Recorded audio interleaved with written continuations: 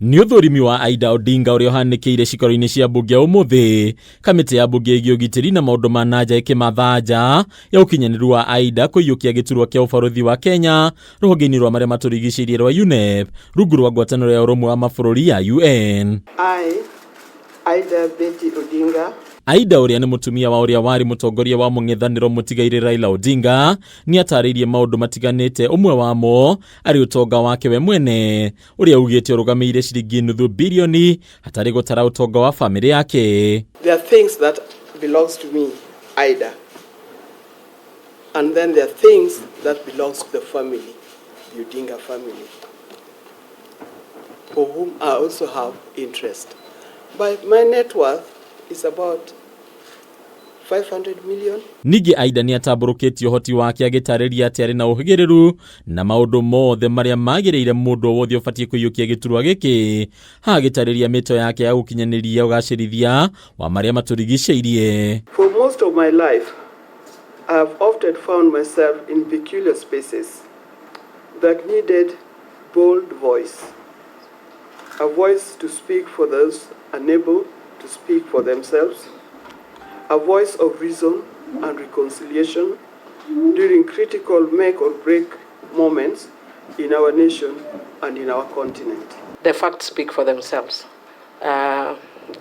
Honorable Aida Odinga, aka Mama, is overqualified for this position. Ningĩ Aida ni atarĩirie bata wa ũgacĩrithia wa marĩa matũrigicĩirie kuona ũritũ ihinda-inĩ rĩrĩ thĩ yothe gũmĩirwo nĩ mathĩna ma ũrugarĩ mũkĩrũku gatagatĩ-inĩ ka maũndũ mangĩ. I believe I have what it takes and I hope to get it.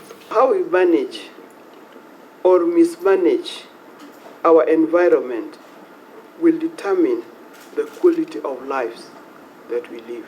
Through my work, I've seen devastating effects of environmental degradation, especially on vulnerable people in our society. There is lack and clear link between environment and our actions. You came in very prepared, as local Kenyans would say, umetuzia uoga na tumenunua. By the way you presented yourself. Ningĩ nonanĩtie ũhoti wake agĩtarĩria atĩ ti hĩndĩ ya kwambĩrĩria tabarĩra cia kũgacĩrithia mĩtitũ na marĩa matũrigicĩirie, akiuga nĩ ũndũ wanakinyanĩria ona hĩndĩ ya hũranĩri ihoto cia marĩa matũrigicĩirie ta Wangari wa Maathai gatagatĩ ka angĩ aingĩ. I have been involved in several environmentally sustainable initiatives, including collaborating with the late Noble Lorraine Wangari Maathai and her Green Belt movement, and advocacy for such as tree planting.